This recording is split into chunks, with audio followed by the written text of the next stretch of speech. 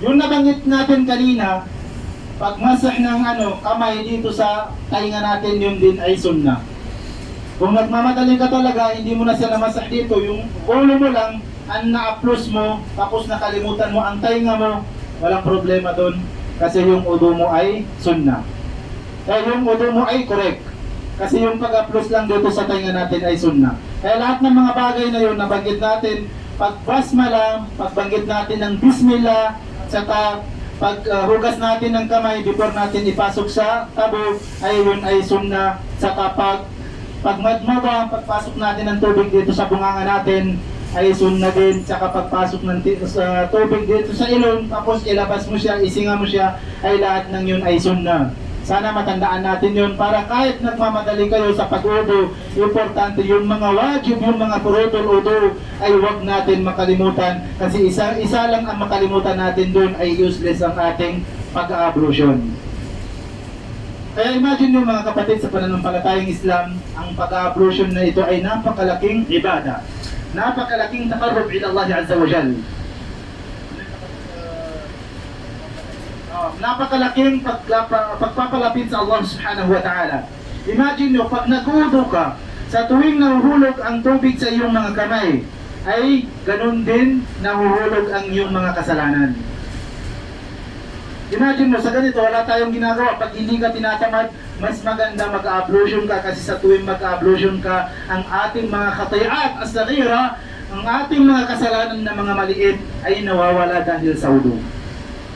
Nawawala dahil sa pag-wudu, dahil sa pag-ablution natin. Kaya, sana masanayan natin ang pag-wudu, kasi ang pag-ablution ay la yahtamuhu illa mukhlisun o illa mu'minun. Walang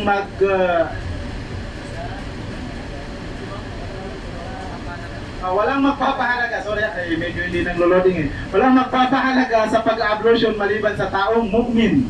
May totoong paniniwala sa Allah Subhanahu wa Ta'ala. May iman sa kanyang puso. Kaya kung sinong tao magiging ugali niya kahit saan siya ay hindi nawawala sa kanyang ablution, yan ay tao na alama, palatandaan siya ay mu'min. Siya ay may paniniwala sa Allah Subhanahu wa Ta'ala. Kaya sana tayo ay maging tabi'a, maging ugali natin ang palaging may ablution tayo, lalo na pag pumupunta tayo sa mga malayong lugar o kahit saan. Kasi kahit anong oras dumating sa iyo si Malakul Maut, kukunin niya ang iyong buhay, ikaw ay nakapag-ablution. Kaya, mashallah, kung ikaw ay nakapag-ablution 100%, ay makapasok ka sa paraiso ng Allah Subhanahu wa Ta'ala. Lalo na kung bago kami namatay, ay nabanggit mo ang la ilaha illallah, walang Diyos maliban sa Allah Subhanahu wa Ta'ala, 100% ay ikaw ay makapasok sa paraiso ng Allah Subhanahu wa Ta'ala. Hada, naktabi bihada al-qadar sa, inshallah, in kana fihi النقص يعني فنزيد إن شاء الله. فهذا نكتفي بهذا القدر. فالسلام عليكم ورحمة الله تعالى جميعا وبركاته. Sir, may katanungan po ba?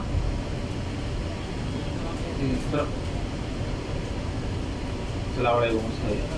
Doon po sa mention niyo po dito sa taas na parang puto-puto dito. Halimbawa po, naka-medyas po ako, tapos mag-uudo po ako. Kasi yung ginagawa ko po, kinupan ko na po siya. Kasi nakapag-utod ba ako ng pajas, walang medyas, pero sa kasunod na ayunok po, ito lang po, ikupan ko lang po siya. Balik po ba yan? Bismillah, alhamdulillah. Yung question ni brother, kung ikaw daw ay naka-medyas, tapos gusto mo i-upload ang yung medyas. Ang syarat, minasyurut, al-masah al-khuffayn, kabilang sa mga syurut na pag-upload sa ating mga medyas ay bago nyo yan isuot, i-fix nyo ng maayos ang yung medyas ay malinis. Maliban doon, i-fix nyo din bago nyo ipasok, bago nyo sukutin ang yung medyas ay nakapag-ablution ka muna. Kasi kung hindi ka nakapag-ablution, ginamit mo ang yung medyas, hindi mo siya pwede i-upload. Hindi mo siya pwedeng imasah. Dahil hindi ka nakapag-ablution. Kaya sa tuwing gagamit tayo ng medyas, bago nyo gamitin ay mag-ablution muna kayo. Mag-ablution muna kayo. Para kahit anytime na mawala ang iyong udo ay i-upload nyo lang, madali lang. Dahil dun sa question niya ay kung hindi daw maano dito, hindi yung kailangan. Kasi kung mag-upload lang dito lang sa taas, makaganito mo lang isang beses ay okay na. Okay na. Napakadali. Basta naka-medyas kayo isang beses nilang maganito ay okay na siya. Kahit hindi na kailangan palibutan mo pa hanggang dito sa baba, hindi na yung kailangan. Kasi nasabi rin ni Ali radiyallahu anhu, "Law kana ad-dinu bil-ra'i." Ano yung Tagalog? Kung ang din ay pamantayan niya ay ang ating sariling opinion, ay hahaplusin natin ang ating medyas saan? Sa ilalim, di ba? Kasi ang dumi ay nasa ilalim. Pero ang din ay pagsunod kay Allah subhanahu wa ta'ala at pagsunod kay Propeta Muhammad sallallahu alaihi wasallam, kaya tayo ay nag-upload sa itaas. Ayun, law kana dinu bil-ra'i, yun ang sinabi ni Ali radiyallahu anhu. Kaya hindi tayo nag-upload sa ilalim, sa taas lang. Kasi ang ating relihiyong Islam, hindi lang natin kinukuha sa ra'i kung mukhalifun anil nas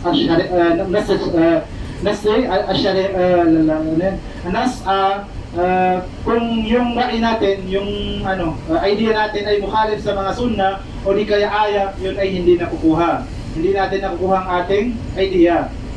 Ang masusunod natin ang hadith at saka ang Quran, ang aya ng Allah subhanahu wa ta'ala at saka hadith ng Propeta Muhammad sallallahu alaihi wasallam. Kaya yung pag-upload, brother, ay nasa taas lang kahit isang beses lang. Basta nakapag-upload ka, bago mo sinuot ang iyong medyas at na-fix mo ng maayos ang iyong medyas ay malinis, fahada sahal, inshallah. Alhamdulillah.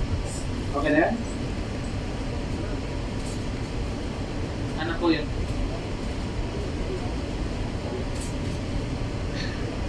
Ang sabi ko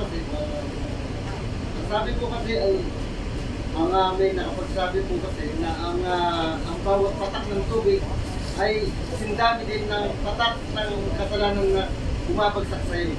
Ngayon po, yung paghuhugas po ng kamay, di ba po dito, yung paghugas po yung papakit. May nagsabi ko na ang dapat daw po paghuhugas ay ganito para ang bagsak ng kasalanan ay papunta lang po dito. Hindi ko po alam kung alin po ang mas mainam po sa paghuhugas po ng kamay. Yung sa sa napanood namin sa mga aming mga doktor na nagtuturo sa ay inuuna din dito sa, pero nagsabi na gano'n siya. Inuuna daw siya gano'n. Para pag mayroong patuloy po ay ginaganon niya. Pero yun na. Pero yung mga nakikita rin natin kahit sa mga doktor natin, inuuna din niya dito. Ginaganon din niya. Kaya mahuhulog din talaga doon. Pero ginaganito nila. Kasi yung mga Shia, iba ang kanilang udo. O iba ang kanilang udo. Napapanood natin sa mga ng Shia, minsan ginaganito lang nila.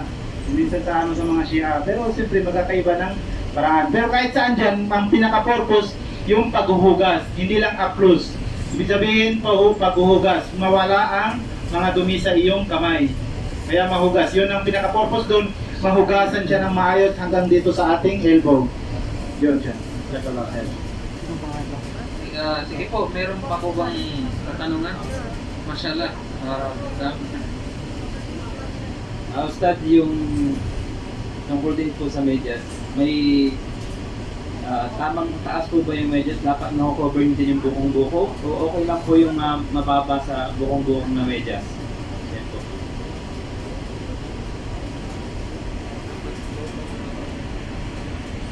Okay, yung pagsusuot ng medyas si mga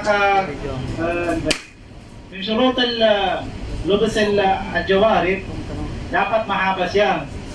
Sa turun ka'bayn, matakpan tong buko-buko ng ating paa. Dapat matakpan siya. Kung mababa dyan, ay hindi mo pwedeng i-upload ang iyong medyas. At saka yung mga medyas na napakanipis, nakikita yung ng paa mo. Ano ba tawag doon? Balat ng paa mo ay hindi rin yun siya pwede i-upload. Yun ang radya doon.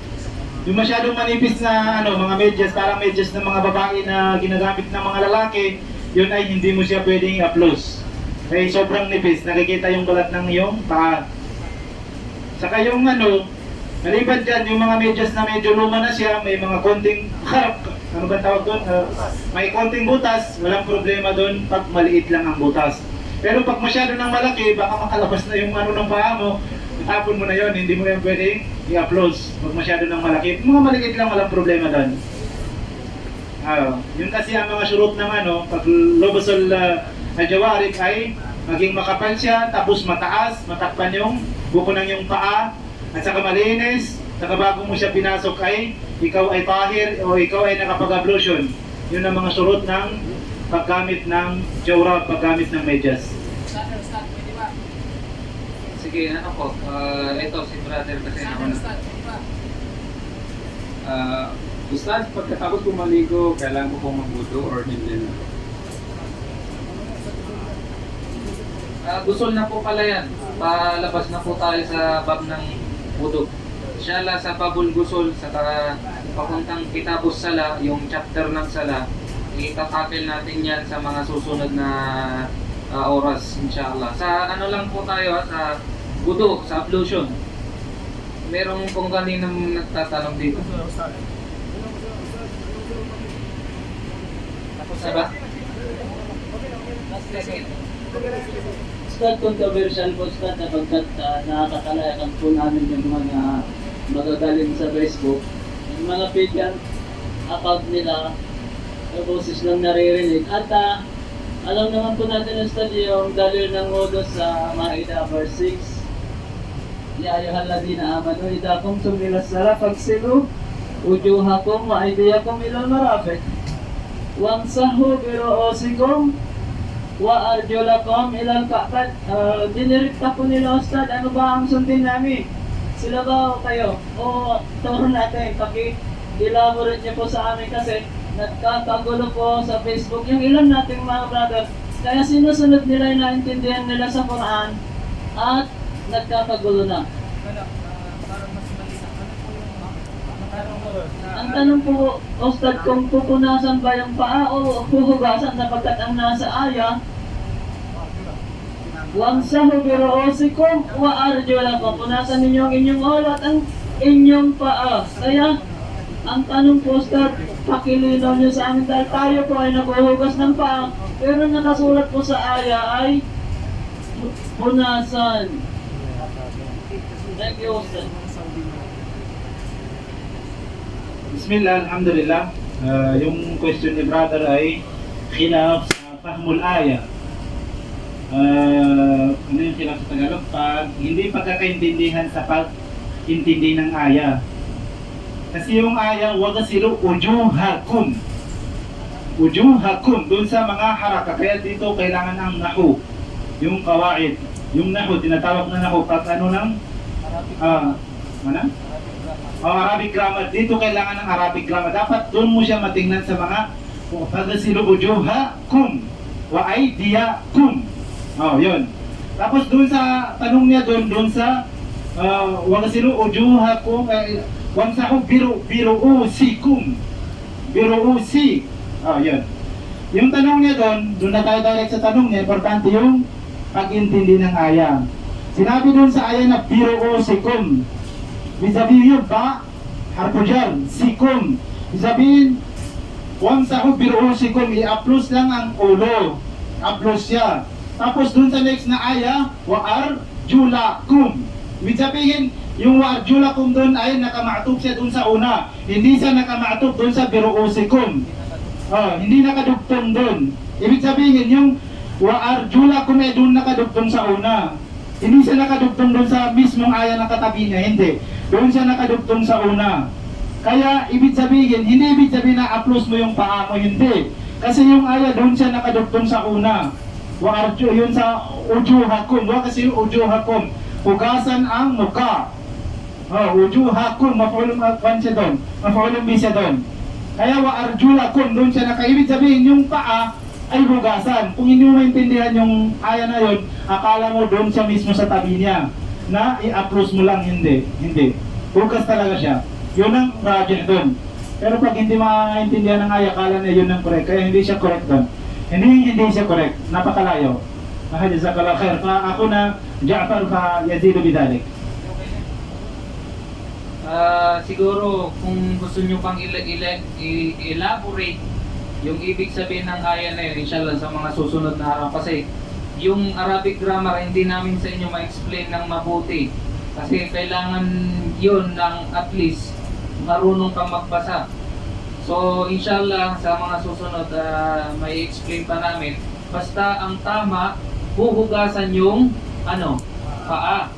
At ang haplusin lamang ay yung ulo. So yun lamang po, no? Salamat. So, mashallah, diba ganda ang topic? Pero may pahabol na tanong eh. Wala na akong boses. Yung nakalagay po yung medyas ng tama. Abab po sa abab sa knee. Ngayon, ibadama ka, nakapaghugas ka ng umaga, ngayon tanghali, buhugas ka ngayon, dapat po ay hahapulisin lang po, yung umaga. Dahil pagtanggal mo na sa bako, medyo bumaba, pero hindi natanggal. Pag natanggal po ba, kailangan hugasan mo. Or, balik mo at haplusin mo na lang. Alin po ba doon ang mas mainam?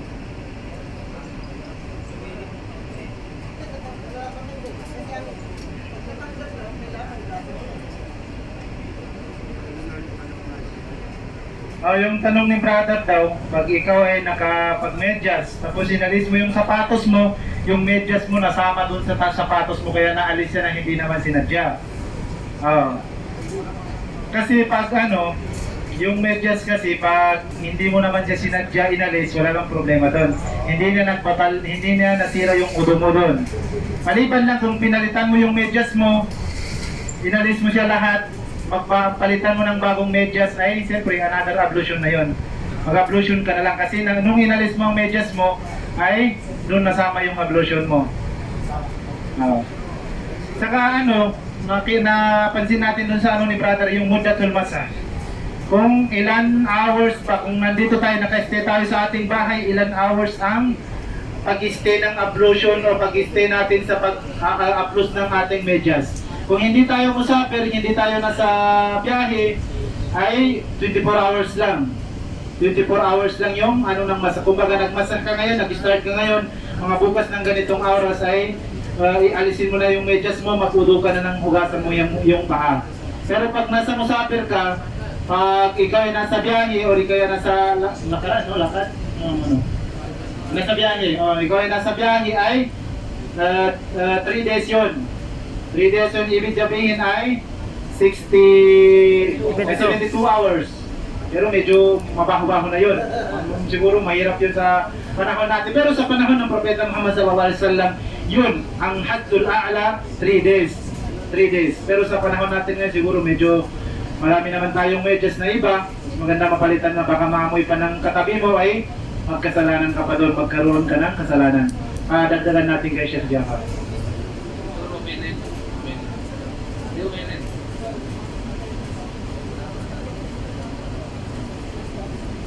Yes, boss. Sa Omar. Ito ay Q&A. At least kung may bigay nila, alhamdulillah. Kung di may bigay, ay huwag tayo. Assalamualaikum warahmatullahi wabarakatuh. Ang linawin ko po sa inyo mga kapatid, yung tanong ni Ustaz Ali patungkol sa ayat na sinabi ng Allah Suratul Ma'idah. At siya nabanggit ng mga sheikh natin. Yung kasabihan ng Allah, ya ayyuhalladzina amanu idza qumtum ila shalah faghsilu wujuhakum wa aydiyakum wamsahu bi ru'usikum wa arjulakum. Yung wow doon na wa arjulakum, klaro na harpo-harpo. Saan makatop ang wa arjulakum? Makatop sa wujuhakum wa aydiyakum. At bakit? Yung kung ang arjulakum ay naging arjulikum, doon talaga makatawag sa ras. So, yun ang pagkakaiba ng Luga Arabiya. Kung naging arjulikum, talaga ang ibig sabihin ay hahaplusin ang paa natin. Doon makatawag siya sa dalawa na wujuhakum wa aydiyakum dahil sa ang haraka ng arjulakum ay fatha. Kung kasra siya, naging makatawag sa mas. Yun ang nilinaw ko sa inyo. Pangalawa, yung expiration ng pagsuot ng medyas o di kaya confine Jorabain o Cofain. Kasi magkaiba ang Jorab at saka Cofain. Ang Jorab yung itong medyas. Ang Cofain yung balat na sinusuot ng Rasulullah sa kanyang mga sahaba. Yung balat na parang sapatos din. So yun. So ang expiration yun ay hindi magsisimula sa pagsuot mo ng medyas o di kaya Cofain. Doon siya magsisimula sa pag-uuto mo ulit. Magsisimula doon ang oras kung 24 hours sa Mokim ay 24 hours. Kung sa Musafir ay 72 hours, yun lang, doon magsisimula sa pag-uuto mo ulit. Yun lang ang nililinaw ko sa inyo po. Assalamualaikum warahmatullahi wabarakatuh. Shukran. Mashallah. Napakalinaw siguro nun, no? Okay. So, Tingnan nyo, usaping fake ng ugo na.